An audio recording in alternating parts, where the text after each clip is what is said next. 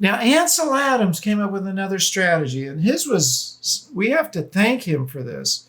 His strategy was to be a part of, and he wasn't the only one doing this, but be a part of moving photography from just being a recording device, because that's what it was, like lithography, a recording device. Everything was very literal. He moved it from being a recording device, that's just snapshots, to being an art form. There was a time photography wasn't considered to be an art form, and some people still argue about this. I think we've gone past that. But he, Ansel Adams, and his mentor, Alfred Stieglitz, basically were the most influential in terms of let's take, or not take, Ansel Adams made that point clear. Let's make photographs that are an art form. How do you do that? You do something that other than just a mere representation. His 1927 photograph of Half Dome is probably the best example of that. 1927, he climbed up. I have a video about this. He climbed up and they actually filmed it. They filmed it with a film camera and they carried that equipment up this it's called LeConte Gully in Yosemite. Extreme. Okay. And Ansel had this epiphany. He wanted to bring out the darkness of the sky behind Half Dome. That was his visualization. He recorded as his very first visualization. And he used to use a lot of filters. And today, when we're processing in digital, not so much in Lightroom, but in Silver Effects Pro, we've got various filters that we can add to your image to make it look just like it was shot with one of those filters. It could be a yellow filter, blue, green, or red. So he had this epiphany, which was he'd been using a yellow filter. Then he thought, if I use the red filter, it's going to really darken the sky, which it does. Boom, visualization, putting the filter on the camera, came back with that amazing image from 1927. That was part of his strategy.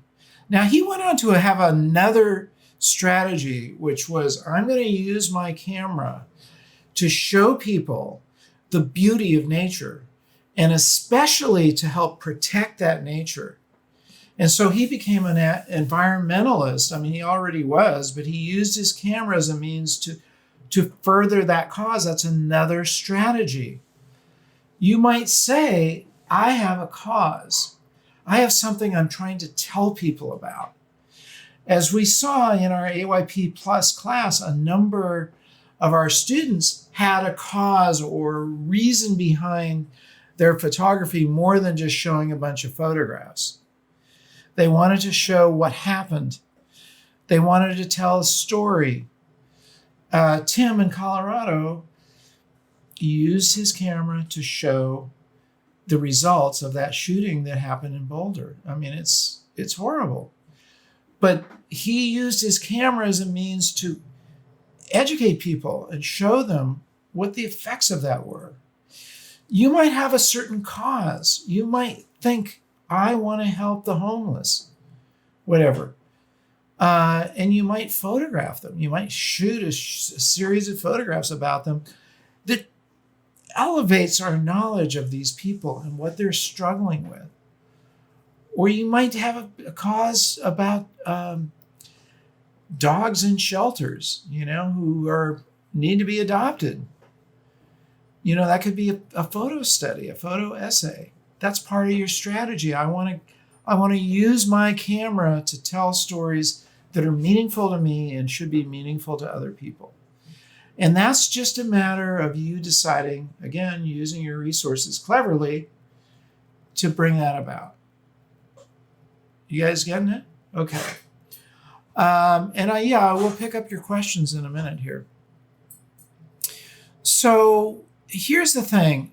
There's a series of steps I want you to take. You've got your goals. Now, number one, what are your decisions? Write these down in your notebook.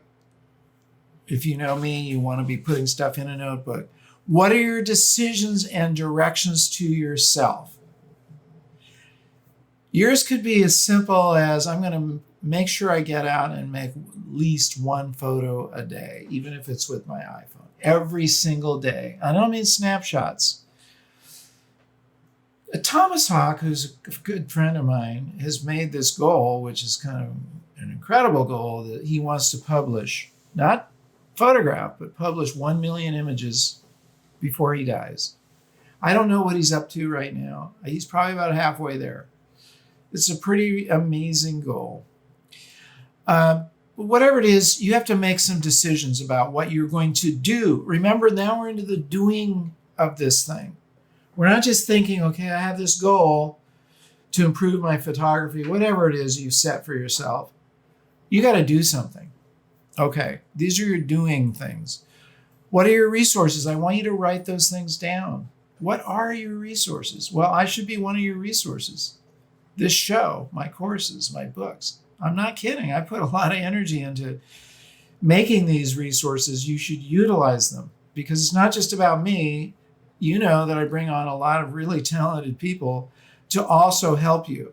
But take a list and make a list of your resources. One of the things that Thomas Hawk said is you can steal time during your day to create photographs. And he said, you're waiting for a meeting. You're walking to a meeting. Use that time to make a photograph. Whatever that little bit of time is, use it. Steal it back from life. Don't let it just evaporate. And he does that all the time. Grab those moments and use them. That's part of your resource. And from there, I want you to just work out, what is your goal? What are your goals and what are your strategy? How am I going to get there? So let's just make it kind of even simpler. Your strategy is how you're going to get it done, and be clever about it. How are you going to take whatever your goal is and get it done? Okay, that's the essence of what I wanted to talk to you guys about. So, hey guys, Jared, I haven't been looking at the chat. Do we have anybody in there with a question or a comment yet? Yeah, we do. We've got one. Joker. This is Joker. How much planning do photojournalists put into a project prior to starting it? There we go. It's obviously a variable. It's a total variable. And I can't say I know, there's no one answer for that, Joker. You do as much planning as you need. I mean, I hate to sound like vague, but you really do. You do as much planning as you need. But clearly, research is the key. And that's actually true with almost every type of photography. You should research before you go to a new location. And you can do that on the internet now. Before, we used to have to, go to the library and drag out books about a certain location. You can research. Like, one thing you want to know is, like, what have other people done in this area? Because you don't necessarily want to just overlap what they've already done, but you'll get ideas from looking at those photographs and put your story together. A story has a beginning, middle, and an end, and it should follow an arc, which means if it's just monotone all the way through, I took this photograph and I took this photograph and I took that photograph. Ideally, there's an arc, which means some suspense. I went to this area, and as I was photographing, I got kicked out. I had to run, but I got that one shot before I got kicked out. And there's your little story arc. Or there's something about the people that you're photographing. There's a story that you can tell with your camera and also with words that bring it about.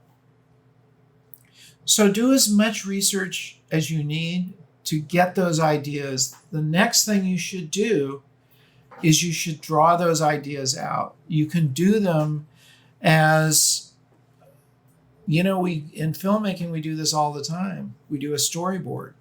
I'm going to show you an example of a storyboard. This is from Stan Musilik, an amazing photographer that I interviewed, I think in 2009. And he was doing a shoot, which I'm going to show you in a second, of a girl in a water tank. And he drew it out ahead of time. You can see what he wrote here. So this is a pretty rough sketch, but it gave him basically a storyboard and a plan. So he wasn't just like, dreaming it up as he went. So he drew this out. This was a plexiglass tank. Here's the girl. And sunglasses underwater, put a question mark there. Turquoise water. He wrote these things down. Blonde girl who's nude, red lips and nails, dressed in a Louis Vuitton bag, which was his client. Okay, so what does this look like? What does the photograph look like? While we're here, River's chewing away in my chair, which is very naughty, but I don't have time to set things straight. There's the photograph, and we have a whole video. Maybe, Jared, you could even put that in there. And you can see he followed what he put in his notes. She's in a plexiglass tank. She is indeed nude. She's wearing sunglasses. She's blonde. She's got red lips. This is before she showed up. Now, he hired a model from the Ford agency. He specified, I wanted a blonde. I don't think he knew her. I don't think he'd used her before. She showed up, and he told her, this is what I want you to do. And this was what this photograph doesn't have is the Louis Vuitton bag in it, but other photographs in it did.